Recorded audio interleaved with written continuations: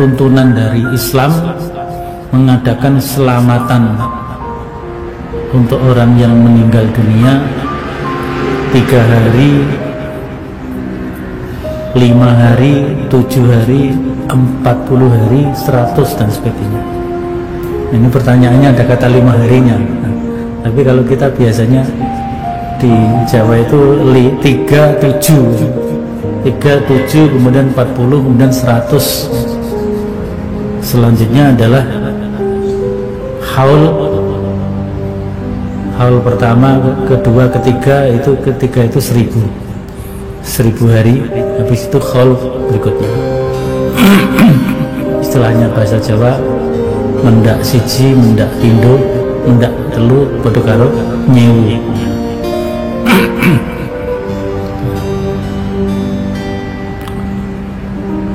Majelis Tarjih memberikan jawaban, hukum mengadakan selamatan yang disertai dengan doa yang dipaketkan itu doanya doa tahlil, yasin dan sebagainya, mengirim pahala, membaca Al-Quran, mungkin berapa ayat yang dibaca, ada yang sampai menghatamkan, dan diniatkan pahalanya untuk dikirim kepada orang yang meninggal. Menurut penelitian Majelis Tarjih, hal seperti itu tidak ada tuntunannya di dalam Islam. Jadi selamatan 3 hari, 7 hari dan seterusnya itu sebenarnya adalah sisa-sisa peninggalan ajaran agama yang hidup di Indonesia khususnya, mungkin di Nusantara pada umumnya. Menyoal lama tidaknya tadi, dan itu sejauh mana kita memahami la ilaha illallah. Kalau kita memahami la ilaha illallah adalah kalimat spesial, maka kita menghormati pada orang mukmin yang lain juga gampang. Karena orang-orang mukmin yang kita kira orang biasa atau bahkan orang rendahan, kita tidak bisa menganggap itu orang rendahan, karena dia adalah orang yang min ahli la ilaha illallah. Jadi orang menghormati mukmin yang lain itu bergantung cara pandang. Ketika kita cara pandang la ilaha illallah itu spesial, maka pelafaznya siapapun itu akan spesial di mata kita, karena dia min ahli la ilaha illallah. Tapi kalau kita menganggap la ilaha illallah itu biasa saja, maka kita akan menganggap yang melafazkan itu biasa saja. Itu keliru besar. Kalimat ini adalah kalimat yang andaikan kesalahan kita seberat langit dan bumi dibandingkan kalimat ini, pastinya muncul kalimat ini. Jika dalam satu riwayat ada orang yang salahnya itu banyak sekali. Bisa baca ada kata ini di riwayatnya Ahmad bin Hanbal, kata Rasulullah SAW, Inna Allah Ta'ala yastakhlisu rajulan ummati ala ru'usil khalaik. Ada orang dipinggirkan Allah, dipanggil sendiri, kemudian dipertontonkan di depan banyak orang. Payah suruh alih tis'atan wa tis'ina sijilan. Dia dipertontonkan ke khalayak ramai bahwa ada pok kesalahan 99 pok kesalahan, 99 kotak kesalahan. Kulu sijilin minha misumat basar. Setiap pok itu sepanjang mata melihat. Jadi sangat besarnya per pok. Per poknya itu sepanjang mata melihat. Ya, kira-kira per kesalahan itu berdurasi 10 kilo jarak. Semuanya kulu atung kiru min hadza syai'an. Kamu ngakui bahwa ini yang kamu lakukan semua. Singkat cerita orang itu ngakui. Terus Allah fayukhriju bitaqatan fiha asyhadu an la ilaha illallah wa asyhadu anna muhammadar rasulullah. Jadi saya ulang lagi ya, dia punya 99 kotak kesalahan. Per kotak itu sepanjang mata melihat. Jadi saking besarnya, saking tingginya. Jadi dilihat ke atas sepanjang mata melihat, dilihat menjauh juga sepanjang mata melihat. Lalu dikeluarkan kotak kecil. Terus si orang tadi bilang, ya Rabbi ma hadil bitaqah ma hadil sijillah. Lalu apa artinya kebaikan yang satu kotak kecil dibanding kesalahan 99 yang sebesar itu? Kata Allah, inna kala islam, kamu tidak akan terbalik. Terus patu doa sijillah fi kafaten, ada yang baca fi kifaten wal bitaqah fi kifaten. Kalau patu satu sijillah watak ulat al bitaqah. falayas kulu ma'asmillahi ta'ala. Jadi ketika 99 skop tadi ditimbang dengan satu kotak kecil yang berisi la ilaha illallah Muhammadur Rasulullah, itu menang kotak kecil yang berisi la ilaha illallah Muhammadur Rasulullah. Karena nama Allah ini tidak akan tertandingi, nama Allah ini tidak akan terkalahkan.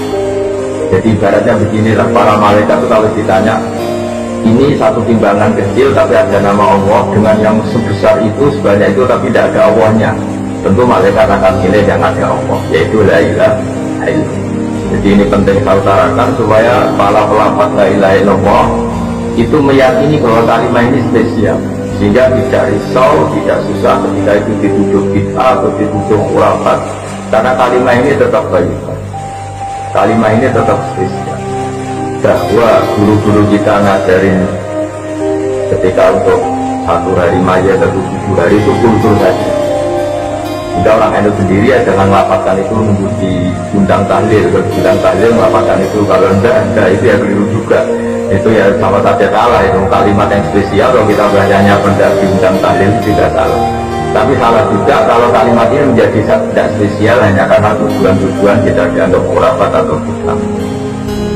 Jadi saya pastikan bahwa kalimat ini spesial berdasar hadis yang disebut oleh Sayyid Muhammad qad akhraja Ahmad wa Nasa'i wa Tirmidzi wa Ibnu min hadits Abdullah bin Amr.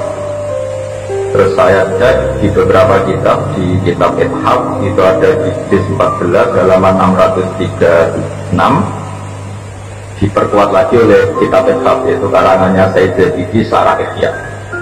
Jadi di kesempatan yang baik ini saya mohon, kalau melakukan wiridan yang diajarkan para guru itu pastikan referensinya secara detail.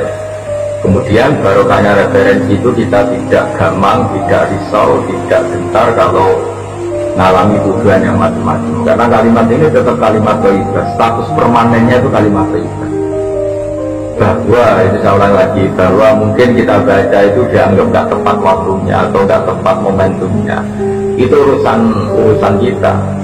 Tanpa dituduh yang lain pun, kalau kita punya etika nggak boleh baca itu ketika di kamar mandi atau ketika kondisi kita sedang tidak baik dan sebagainya dan sebagainya. Jadi saya pastikan kata Ibnu Qayyim ketika menghentikan fadilahnya la ilaha illallah, beliau menghentikan kalimat ini itu kalimat yang menjadikan surga dibikin. Ukurannya ya gampang, yang menerima kalimat ini. Neraka yang begitu ekstrim, begitu horor, menakutkan, dibikin juga bagi yang menolak kalimat ini. Betapa kalimat ini yang menjadikan ada surga dan neraka, ukurannya ya kalimat ini, yang melapatkan atau yang menolak. Dan dengan spesial kalimat itu, maka terus Kiai mentradisikan supaya sering dibaca, sering dibaca. Satu-satunya momentum yang orang kumpul ya tadi pas istighosa, pas tahlilan, pas ada orang meninggal, atau pas istisqa, pas ya sudah. Terus yang terakhir dalam wajah Abdul Hasan Asyadzili, kalimat itu harus diulang-ulang, karena kalimat itu kalau kamu baca secara benar itu menjadikan alasan kamu diampuni dosa kamu. Makanya dalam wajah Asyadzili itu sebagian mazhab itu istighfar itu setelah kalimat tauhid. Jadi ada 2 thariqah besar, yang satu menyuruh istighfar dulu baru kalimat thayyibah, alasannya suci dulu baru melafazkan kalimat yang suci. Tapi kalau dalam ada Abdul Hasan Asyadzili tidak, kalimat ini sudah otomatis istighfar. Buktinya orang kafir yang 70 tahun kafir sekali melafazkan la ilaha illallah itu langsung diampuni dosanya tanpa syarat harus istighfar. Karena di Quran itu hanya kulil ladzina kafaru iyam tahu yufar lakum ma salat. Jadi kalau orang kafir 70 tahun kok melafazkan la ilaha illallah itu otomatis masa lalunya diampuni. Berarti kalimat ini itu sudah otomatis fungsinya itu mengampuni dosa. Nah, makanya dalam pikiran Thariqah Syadziliyah itu fa'lam annahu la ilaha illallah wastaghfir li dzambika, kamu harus yakin la ilaha illallah, kemudian atas nama kalimat itu kamu baru beristighfar. Ya masuk akal juga, karena kalau misalnya orang kafir belum pernah melafazkan la ilaha illallah kemudian dia istighfar itu tidak ada gunanya. Jadi istighfar mulai ada gunanya kalau setelah kalimat tauhid. Kalau tanpa kalimat tauhid istighfarnya tidak ada gunanya. Maka dalam sebagian mazhab saya ini disebut kalimat ini pastikan dulu baru istighfar, karena kalimat ini sudah otomatis mengandung istighfar. Tapi ada juga yang cara berpikir kalimat ini kalimat suci. maka butuh mukadimah. Mukadimahnya apa? Sebelum melafazkan kalimat itu istighfar. Ya saya pikir itu nggak perlu diperdebatkan karena itu masalah jauh, masalah rasa, masalah sanad, dan masalah ijazah. Ya monggo mawon kalau mau wiridan la ilaha illallah dulu atau istighfar dulu. Yang penting saya pastikan kesakralan kalimat ini tidak bisa gugur oleh tujuan apapun, oleh pikiran apapun, karena kalimat ini status permanennya itu al-baqiyatus sholihat, kalimat yang abadi, kalimat yang selalu layak, as-sholihat itu selalu layak dibaca di dunia maupun di akhirat. Tidak, mohon maaf karena tak bisa ngikuti sampai selesai karena saya juga baru habis ngaji tadi sama beberapa tahun. Saya mohon maaf, semoga manfaat. Assalamualaikum warahmatullahi wabarakatuh.